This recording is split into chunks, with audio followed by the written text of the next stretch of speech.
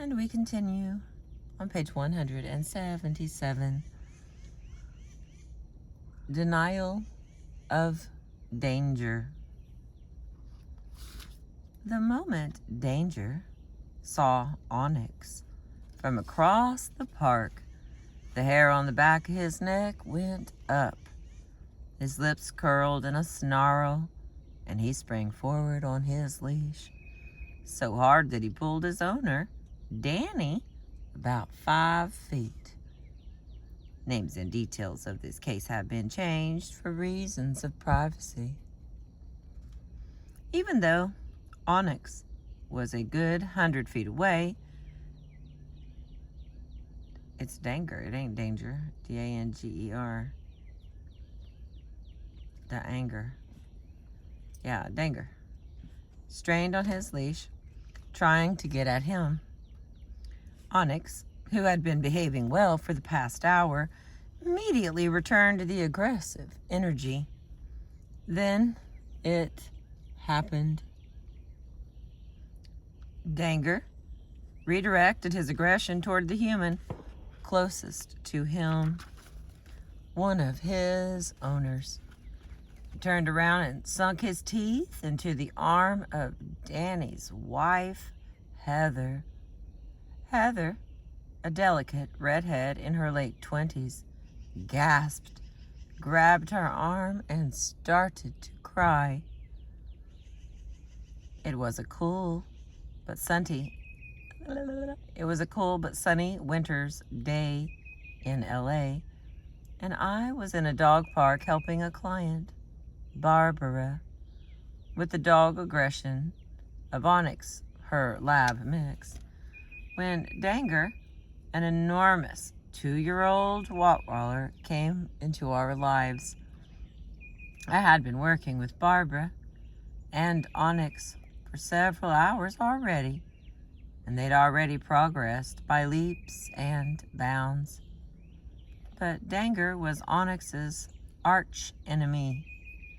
The two dogs hated each other so much that Barbara and Danny, Danger's owner, always checked with each other to make sure they wouldn't be in the park at the same time. Barbara had lost track of the time during our session and had forgotten that Danny, Heather, and Danger might soon arrive. Barbara had mentioned Danger to me before, but she was more concerned with controlling her own dog's behavior and learning about how she was contributing to it. In this sense, Barbara was an excellent client. Yes, she had been doing a lot of things wrong when it came to Onyx, but she was willing to look at her own issues and was determined to make it work. Not all owners are willing to admit their dogs have a problem, let alone admit that they do. As long as they continue to deny, I can't help them or their dogs. Danger's owners fell into the latter category. Of course, Danny, Heather, and Danger were not my clients.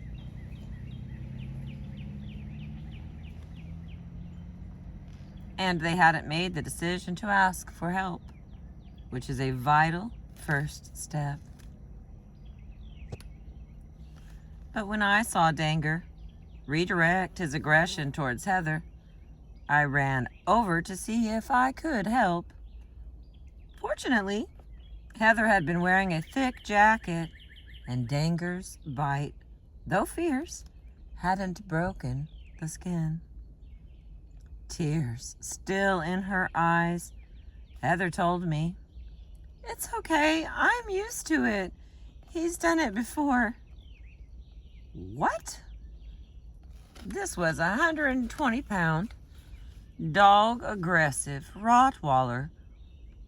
That was also biting his owner, and she was used to it? Nearby, instead of tending to his injured wife, Danny was in an even deeper state of denial. He had Danger's head in his lap and was stroking him. "That's okay, big guy. You're really a sweetie. You didn't mean it, did you?" He sheepishly assured me that Danger was a real softy back at the house. I was immediately concerned. Danger was a large, aggressive dog belonging to one of the most powerful breeds there is, and his owners clearly weren't able to manage him. His very name said it all. Good boy. And yet, even though they were fully aware of his behavior, here they were in a dog park, exposing this out-of-control dog to other dogs. Danny, a charismatic man in his mid-30s, who told me he had a successful career as an agent, was clearly deeply attached to Danger. But he was powerfully reinforcing with affection the fact that A, Danger had been aggressive toward another dog, and B, Danger had actually bitten his wife. After talking with Heather for a while, I learned that Danger had been kicked out of 2 other local dog parks for his aggressive behaviors, and that he had not only bitten her, but had bitten their dog walker and several other dogs. Yet when I offered my help, Danny was outwardly willing, but I could tell he really didn't want to hear me. Heather was a little bit more open, but she was following Danny's lead. Danny showed me how he walked Danger. Danger was clearly the one in command. It was clear to me that there was something deep in Danny's ego that made him need to believe he could control this powerful dog, even though he really didn't have a clue how to do that. Danny was happily paddling down the river of denial. And even though I was able to give the couple some pointers before he, Heather, and Danger left the park, I was left with a sinking feeling. I couldn't help but worry that they might be heading for a disaster or a lawsuit. Denial is a powerful force in human lives. For some of us, our dogs become projections of our own egos, and we see them the way we want to see ourselves until we see ourselves as we really are. However, we cannot help our dogs. The next part. Babying Bandit. There haven't been any cases on Dog Whisperer where I thought I couldn't help the dog. But there have been a handful of cases where I believed I might not be able to help the owner. As we have seen, one of the hardest things for any human being to do is to admit his or her mistake and change. The case of Laurie and Bandit was one I actually almost gave up on. Laurie had originally bought Bandit as a pet for her 14-year-old son, Tyler, so he could have his first experience of loving and bonding with a dog. Tyler had wanted a Chihuahua and picked Bandit out over the internet because of the cute little mask-like pattern over his eyes, making him look kind of like Zorro, a little outlaw. Aww, I had a dog named Zorro. And he also had a little bandage on his eyes. Aww. My dog Zorro passed away last December, 2024. Sorry. Got a little sidetracked there on my own little... Took a little mental trip there. No one got to see but me. All right, here we continue. But once Bandit arrived, mother and son soon discovered that instead of being from a licensed breeder as it advertised, Bandit was actually the product of a puppy mill. Puppy mills, which the Humane Society of the United States has been battling ever since the early 1980s, are breeding facilities that pump out brood after brood of puppies in bulk to be sold in pet stores or over the internet. Because of frequent overbreeding and inbreeding, puppies from puppy mills often come into the dog population suffering from genetically transmuted diseases, which, if they continue to reproduce, they pass on to future generations. Bandit was one of those puppies, and soon after he arrived at Laurie and Tyler's home, he had to have intensive veterinary care that cost thousands of dollars. During these first 2 weeks, Laurie bonded with Bandit, but Tyler never had a chance to. Bandit started attacking everyone but Laurie, especially Tyler. Bandit bit Tyler on the finger, arm, leg, cheek, ear, and lip. He even narrowly missed Tyler's eye. Bandit also turned his aggression on the outside world.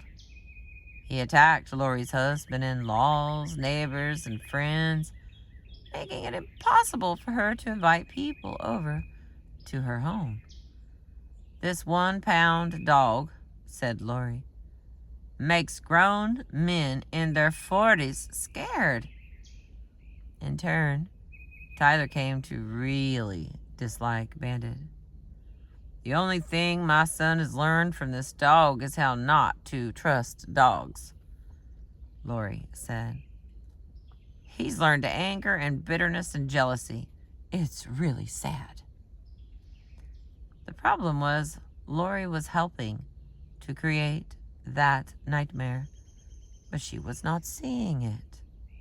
She had started by feeling sorry for Bandit, and so her energy around him was always weak, and he had become the dominant one, her protector. Excuse me. She was the only one who could be around Bandit, because she never corrected him when he would attack people. Instead, she rewarded him with affection. I sat down with Laurie on the couch as she held Bandit on her lap. I wanted to observe her reaction when Bandit acted up, which he did right away, snarling and lunging at me. When I put up my arm simply to protect myself, he threw himself at it and madly started biting me. With no effort whatsoever, after all, Bandit barely weighed 1 pound soaking wet, I nudged him away with some elbow he was digging his teeth into. Bandit was totally shocked that someone he was actually biting wasn't backing away from him. Confused and frustrated, he growled, squealed, and jumped off the sofa. Laurie was clearly very upset. "He's biting. I have to touch." I explained to Laurie, "I'm not kicking, I'm not hitting, I just touch." "But he yelped," Laurie said, clearly in distress. "Okay," I told her. "You want me to yelp so it's even?" For Laurie, it was okay for Bandit to bite or attack anyone, because in her mind they were bigger than Bandit and could just move away. She didn't see that every time she encouraged someone to move away when Bandit attacked, the dog was growing more and more powerful. Laurie had created a monster, and she didn't want to change herself in order to change the situation. She looked down at Bandit, wandering around the room, looking confused and avoiding eye contact with me. Now he doesn't know what to do, she said. But that's good, I replied. Bandit was now going to have to figure out other ways besides aggression to get what he wanted. But Lori started to cry. She couldn't bear to see her little dog unhappy, even for a moment. I understand, baby girl. This isn't going to work, I said. Suddenly, everyone in the room went quiet. The dog whisperer crew was stunned. They had never heard me say anything like that before. I was a little shocked at myself, too. But in the past, it's always been easier for me to give up on humans than on dogs. Without Lori stepping up to the plate, there was no way I could help either species. Lori had so invested in all her nurturing instincts on this one little dog that she was even choosing him over her own son. This part of her behavior did not sit well with me. To say I love my dogs, all dogs, would be the understatement of the century. But I would never, ever choose any of them over my sons. I would never allow any animal or human to hurt my sons, even by accident, without stepping in and making a correction. Of course, Bandit didn't premeditate what he was doing. He couldn't be blamed for his actions.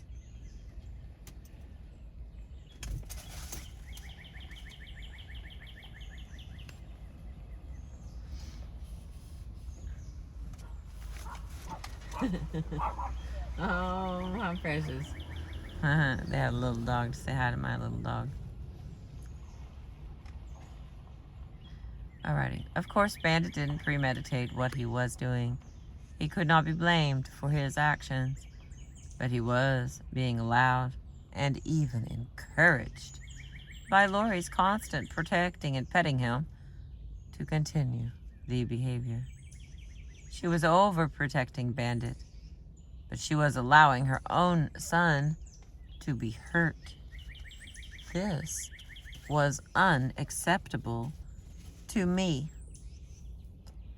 All right, the next one on page 183 from Cesar Millan's Be the Pack Leader.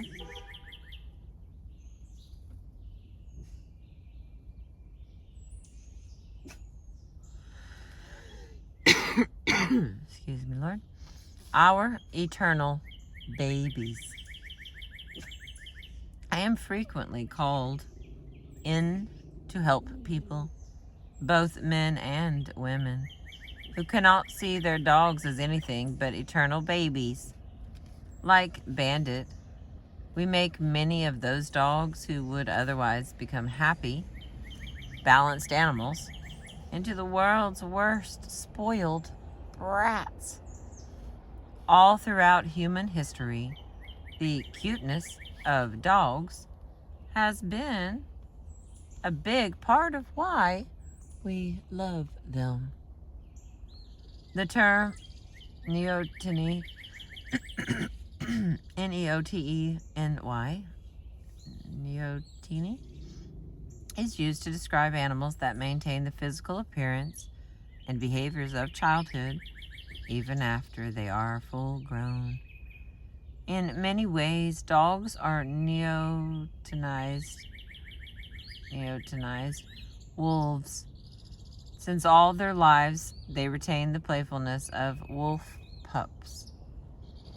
Of all animals, humans are the most susceptible to neoteny.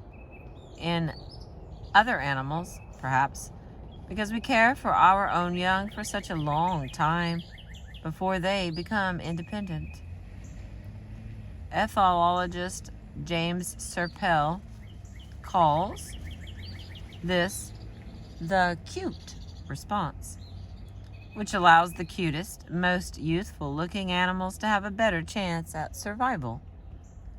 In the book If You Tame Me, sociologist Leslie Irvine writes that in the shelter where she spent 360 hours monitoring the interactions of humans and animals, animals that looked younger and cuter had an easier time of finding homes than older-looking animals. I think a lot of people are trapped in the view that their dogs are their eternal babies.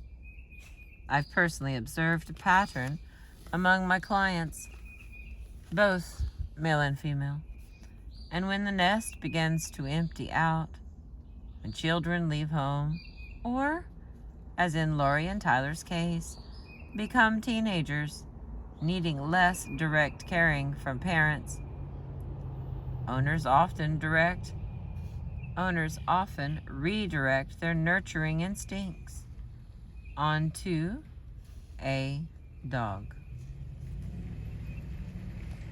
Now, this can definitely be good therapy for humans and often inspires us to take care of needy dogs in the first place. But even Chihuahuas don't stay puppies forever. Think of it this way. If you always treat a full-grown human by fulfilling his every need like a baby, do you think you'll be creating a human with good social behaviors?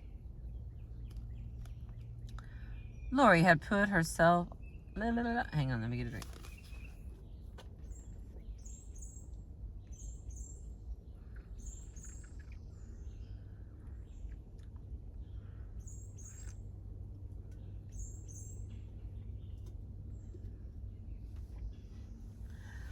All right. Lori had to put aside the belief that Bandit was her son or her baby. She didn't have to get rid of it altogether, but she did have to put it in its place, get her priorities straight, and see things as they really were. She was absolutely not capable of simply telling Bandit no. She was actually afraid she would hurt his feelings, since her own son, Tyler, was clearly growing up into a fine, well-mannered young man. I asked her if she'd raised Tyler like that. She told me that of course not. With Tyler, she understood that sometimes she had to tell her son things he didn't like to hear because it's for his own good. She simply could not make the same connection with Bandit. Either consciously or unconsciously, she was choosing Bandit over her own son. After I told everyone that this case would not work because the owner would not let go, Lori informed me that she was very afraid. Bandit's last vet had informed her that if Bandit jumped off something and hurt his leg, he would have to be put down. And Lori admitted that she felt as if she had to handle him like glass. Once she acknowledged that fear, I thanked her, for being honest with me. But I asked her if just for today she could try to give it up. To just let go of it. Hand it over. To my grateful surprise, she let out a sigh and said, "Okay, I give it up." She really wanted to try. At least now I felt there was a chance. Once she let go, Lori was an amazing student. She was able to feel the difference between the soft energy she had been communicating with and the calm, assertive energy she saw me displaying. And she began showing me that she could correct Bandit in a non-emotional way. Once Lori had practiced being Bandit's pack leader and had seen him immediately respond, I brought Tyler into the mix. Tyler had built up a lot of resentment towards Bandit. After all, the dog had bitten him about a dozen times. I explained to Tyler that Bandit was not premeditating those bites. They were just reactions based on what position he felt he played in the household pack. Tyler took on my challenge of turning his resentment against Bandit into calm, assertive energy. In fact, he was happy to change. He wanted to love Bandit. After all, Bandit was supposed to be his dog. This case that I was about to give up on ended up having the happiest ending imaginable. Today, a year later, Lori and Tyler say that things with Bandit have just continued to get better. On November 30th of 2006, Lori gave birth to a new baby boy named John Jr. After the baby came home, Bandit only required one correction before he submitted to John Jr. as a new pack leader. Bandit is still great around Tyler, who now takes charge and disciplines Bandit himself. Lori no longer treats Bandit like a baby. He shows no more vicious behavior, and when he tries to test the boundaries, Tyler can just say, "Tss," to redirect his attention. Bandit loves going on walks and has learned a new appreciation for people. I am so proud of both Lori and Tyler. Lori, you are now the new poster girl for calm, assertive energy, and I'm glad that neither of us gave up.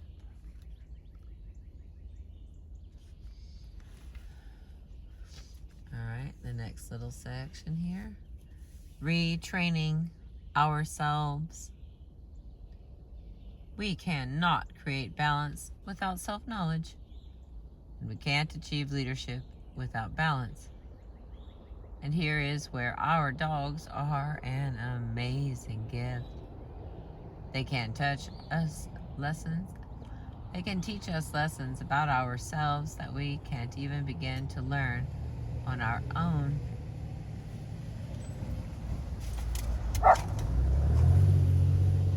Humans often seek out extra drama in their lives to complicate things. A balanced animal knows that life produces enough drama already. If you are having difficulties with your dog, the first thing you need to do is take a good, honest look within. We humans have our blind spots. However, and sometimes you need an outside observer to help you pinpoint what quality it is in you that needs retraining. Are you like Genoa's owner, Lori, harboring a resentful emotion deep inside that your dog is picking up on? Are you like Danger's owner, Danny, projecting your own ego onto your dog, using him as a status symbol of Are you like Danger's owner, Danny, projecting your own ego onto your dog, using him as a status symbol, or representing the nice or the tough guy that you want to be? So that was some tricky stuff. Huh. All right.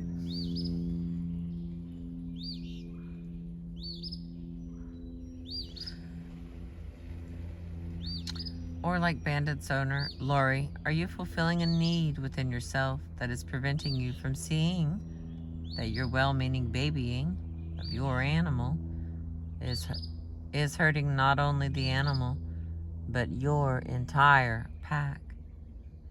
These are difficult facts to admit.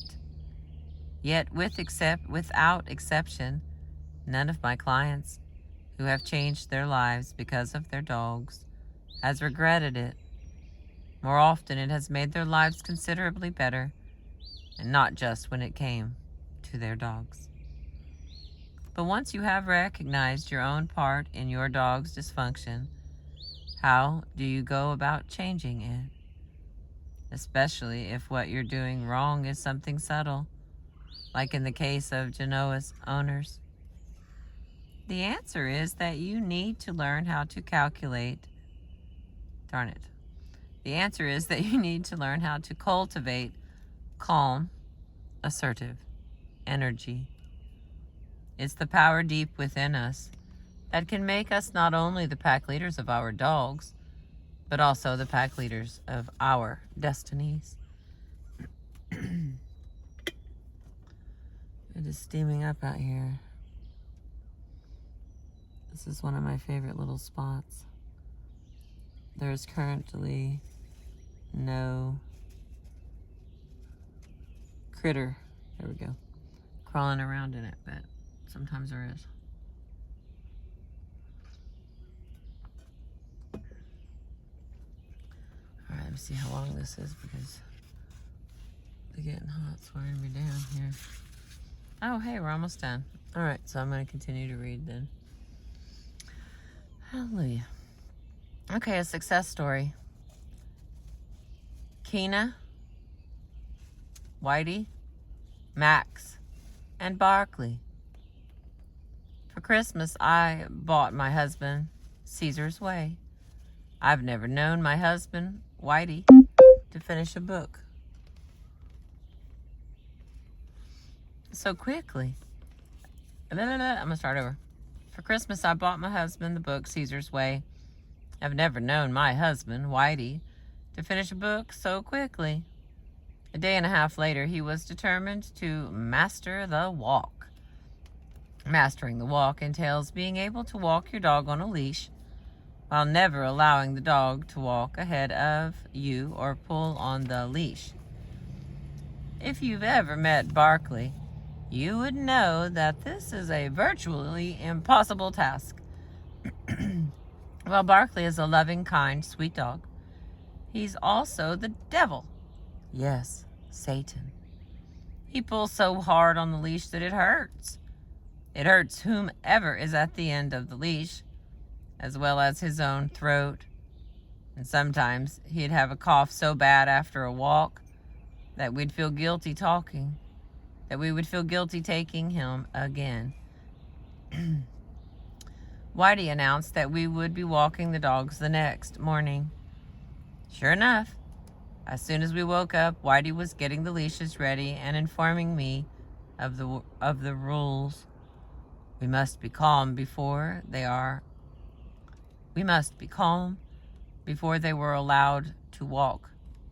We must leave the doorway before we allowed the dogs to.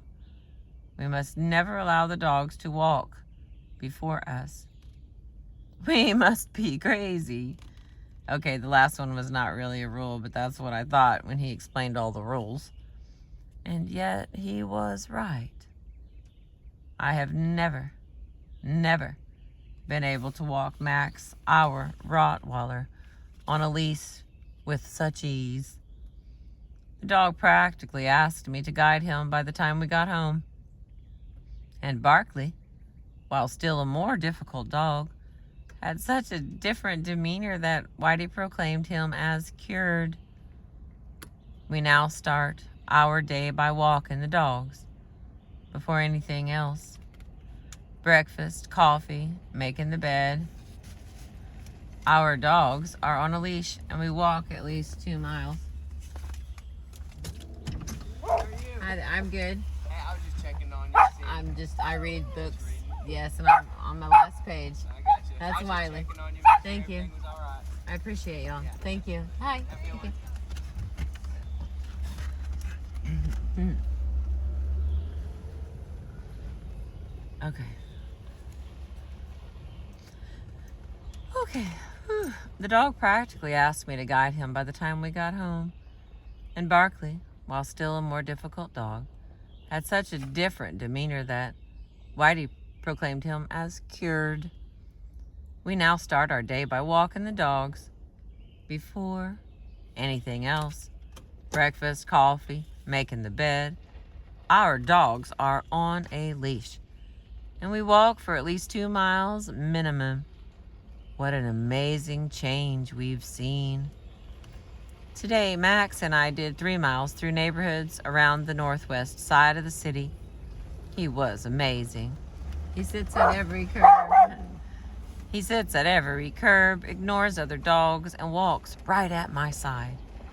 Even when a huge St. Bernard lunged at a fence, only feet away from us, he didn't react and just kept walking. My Max is one of the best dogs I have ever known. Now that I understand what's going on in his mind, dogs are pack animals, and being his doggy mom was doing neither of us any good.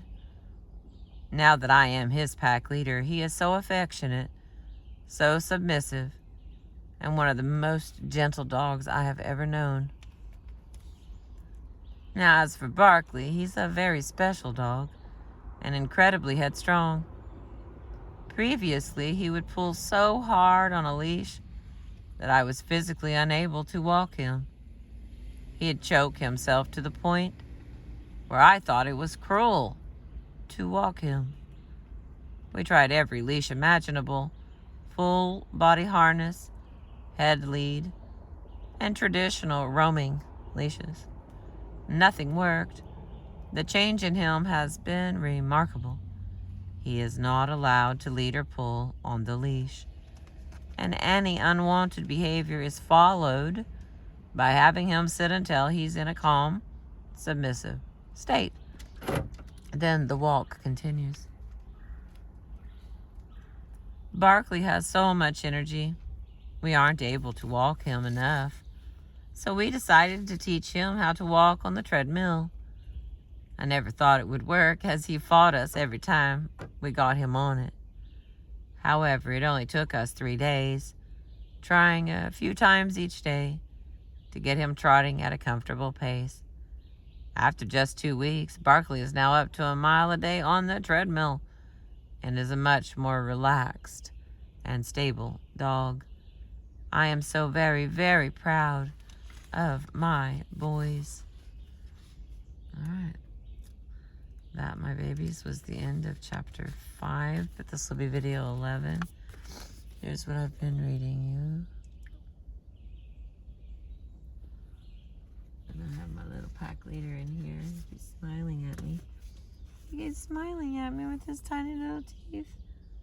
They're very cute. They are precious, little tiny happy face dog. He's smiling at me. Are you smiling? You're not gonna quit? Okay, well, I'm gonna let y'all go. And we don't have very much left of this book. Maybe a third? I've been learning all kinds of stuff. Thank you for being with me. Please remember to like, share, and subscribe. I appreciate you.